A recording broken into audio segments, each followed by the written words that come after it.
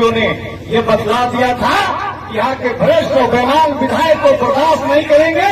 अनिल प्रताप देव को विधानसभा में भेजने के काम करेंगे। हेमंत सोरेन की सरकार कब्रिस्तान भी बनाती है और स्मशान भी बनाती है, और छोटे दादा विधानसभा में चले गए हैं। यहाँ मंदिर भी बनेगा, देवी धाम भी बनेगा, देवार बाबा के मंदिर भी बनेगा, भगवान की मंदिर हो, चाहे देवी धाम हो, देवार बाबा की मंदिर हो, वो तमाम मंदिरों को बनाने का निर्माण करने का काम होगा।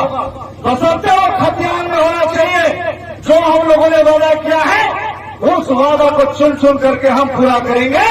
और आज वो समय आ गया है, चाहे वो मंदिर धर्म का सवाल हो,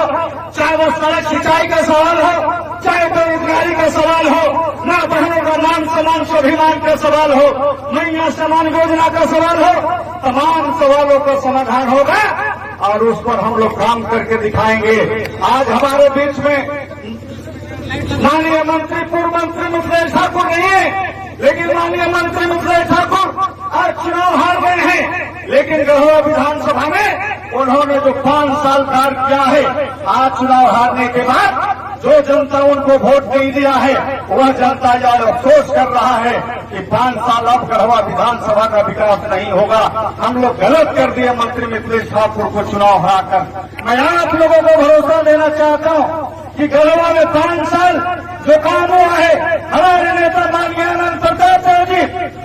मंत्री बनते पिछड़ गए, लेकिन आपको चिंता करने की जरूरत नहीं है। भवनाथपुर विधानसभा क्षेत्र में विकास करने के लिए हमारी सरकार राज्य सरकार है, माननीय मुख्यमंत्री जी हैं, और भवनाथपुर में कोई भी ऐसा काम नहीं छूटेगा जो काम नहीं हुआ, क्योंकि आपकी सरकार है, रघुआ सरकार है, गरीबों दलितों पिछड़ों की बच्चों की सरकार है, महिलाओं की सरकार है, नौजवानों की सरकार है। इसलिए आप तमाम लोगों से मैं यही चाहता हूं, कल भी समाज को गुमराह करने की कोशिश की गई, समाज को तोड़ने की कोशिश की गई, हिंदू मुसलमानों में बांटने की कोशिश की गई, लेकिन ये भारत है और भारत बाबा साहब के संविधान से चलता है, और ये भारत महात्मा गांधी की भारत है, भगत सिंह की भारत है, बाबा भीमराव अम्बेडकर की भारत है, ये बिरसा मुंडा की भारत है, इलंबर पितंबर की भारत है। और इस भारत में सभी लोगों को उतने अधिकार है जितना मेरा अधिकार है, इसलिए तमाम लोगों का अधिकार है। और हमारे समाज के लोग समझते हैं, समाज के लोग समझते हैं कि हमें बचना नहीं है।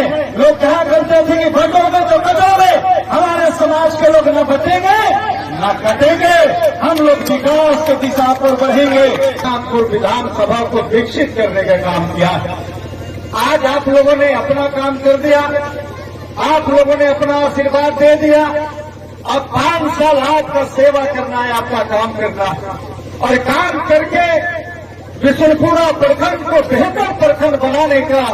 कार्य हम तमाम लोगों को मिलकर के करना है। हम लोगों ने चुनाव में जो जो वादा किया है, चाहे वो सड़क के वादा किए हों, सिंचाई के वादा किए हों,